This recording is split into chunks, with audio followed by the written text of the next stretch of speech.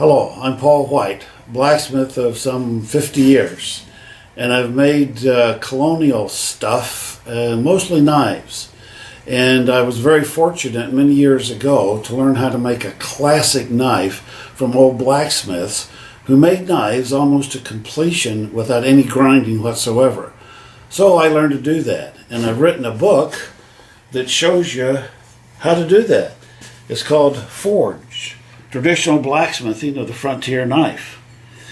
And so the book teaches skills that I rarely see these days. There's a lot of guys into knife making. It's the new golf. So what I try to do is teach those guys who want to learn the traditional ways to make a knife how to do that. On the storyboard you can see a blank. That's a blank of 180. You could use 195, you can use practically anything. And then we form the handle. This is just a fancy handle. Then we put a tip, bring this square to a tip. Then we counterbend it. Now you can counterbend over the anvil or a swedge block, but it's not as easy as it sounds, and a lot of guys don't have anvil with a horn or a swedge block. So I've devised a bottom fuller for that trick that works almost every time.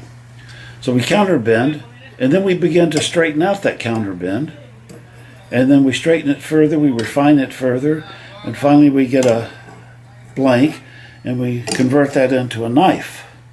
So all this is done with traditional method. To this point, there's been no, actually this point or this point, there's been no grinding abrasives of any kind. Here, I limit it almost entirely to files and sanding sticks. So machine really never touches this knife, or very little, depending on who you are and how fast you want to do it. But I don't grind any of the surfaces. I don't grind the bevel. I'm going to show you how to set the bevel with just your hammer and the anvil. This is an 8-inch piece of 3/16 by 1 inch. There's a knock at the 4-inch mark.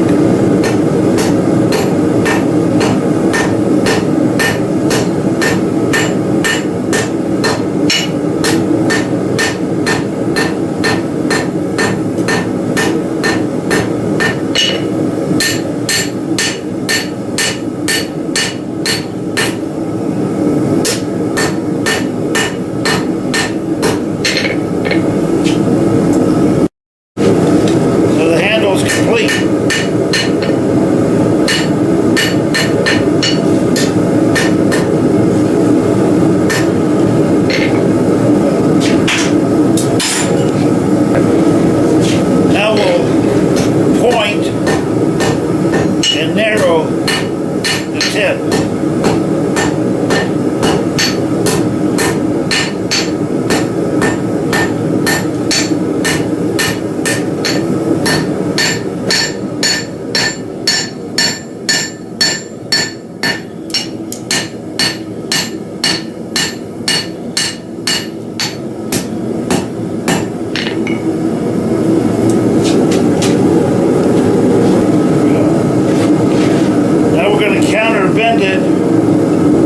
With the bottom fuller made from a railroad spike.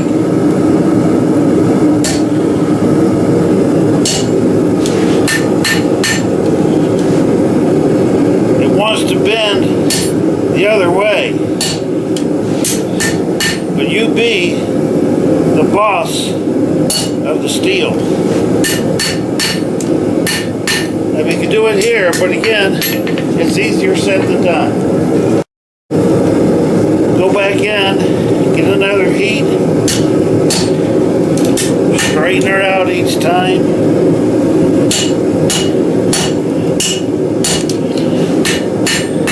The bend is a little more than 45, but a lot less than 90. And in my book, I give you directions on how to get just the right angle.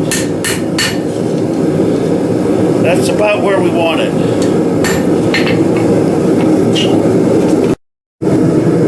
So one of the things I show you in the book, I make a drawing of the actual tool, a life-size drawing, so that you're able to make it at home yourself. And I gave you some dimensions. You can see the knife counter bend laying in that concavity. But down here, there's a couple. I have one that's lighter and one that's greater. This usually for a thicker knife, 3/16 to 1/4 inch. This for a lighter knife, or sometimes, well, probably 1/8 to 3/16. It takes 2 railroad spikes to make one jig.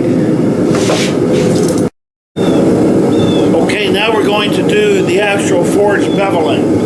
I started the bottom corner of the anvil and I hit about halfway up and I overlap my blows. The right edge of one blow becomes the center of the next blow, and I tip to the top of my anvil. You can see the blade is already starting to straighten out. I'll get a piece of soapstone here in a minute and show you the edge. The edge is still rather thick, which is a good thing, because we're going to pull that blade that way even more. Okay, pass number 2, same thing. Bottom of the anvil, but we drop down just a shade. We load that center line.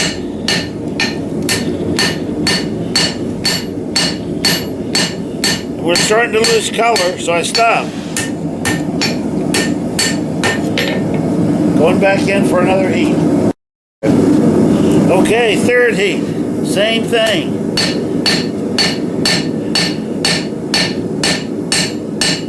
Walking down that blade.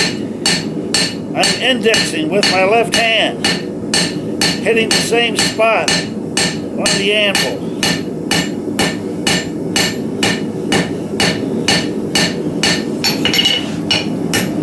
See that blade begin to straighten out. We'll do one more heat. You can see on our storyboard the first heat we did here, the second heat, 3rd heat took us to about this point. A 4th or 5th or 6th heat will get almost practically straight, but the most important part is the bevel will go from the parent thickness down to about the thickness of a dime. And then we have less material to remove, and it's easier by hand. I'll show you. Hot iron.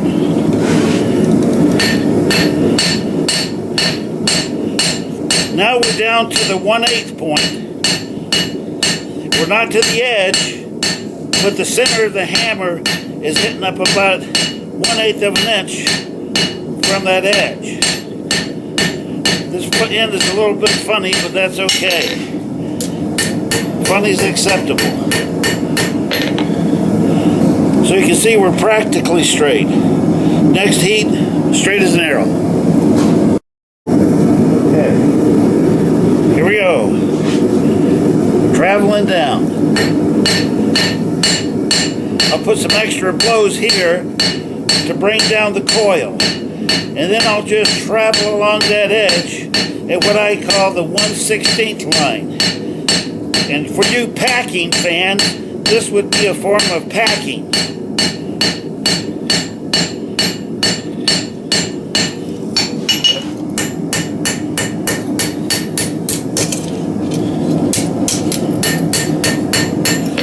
And then I'll show you that the spine is still about at 3/16, but the edge is about where we want it. It's about the thickness of a dime. So then we do various smoothing techniques, but you can see from the ricasso, which is still original thickness, all the way down the blade. We have thickness up at this end, but we have a beveling on both sides here.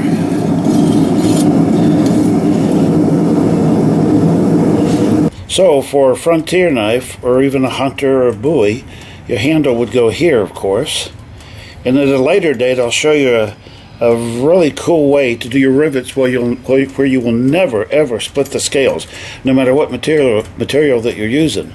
But you can see here, we're thick up on the spine.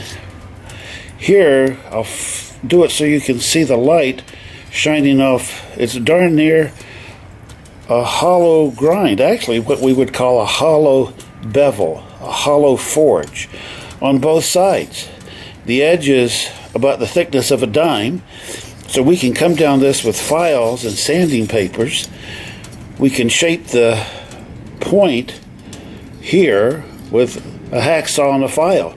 We don't have to use any modern power equipment to shape the bevel and shape the form of that blade. It has some dressing up to do, but as you can see, it's pretty much where it needs to be. Let me reach over here and grab one of my final blades. You can still see hammer marks and carbon scoring, but that's a good thing. This is a hand-brewed, hand-built knife from beginning to end, all American. It was taught to me by nice old blacksmiths, and I think the fact that we keep that alive is as or more important than the actual building of a knife. Keeping history alive. So this is my book, Forged: Traditional Blacksmithing of the Frontier Knife. But the thing to remember, if you can build a frontier knife, then you can build some of those other complicated ones. Because a knife is nothing more than a handle and a blade. They're all about the same. This will teach you the basic building of any knife. And within this book, I talk about some of those old traditional blacksmiths and some of the things they taught us, blacksmithing secrets that you'll not pick up anywhere else. I also have over 100 drawings that I've made myself that describe all the techniques that we're doing. And so in word and picture, you got what you need to do some wonderful historic classical knife building.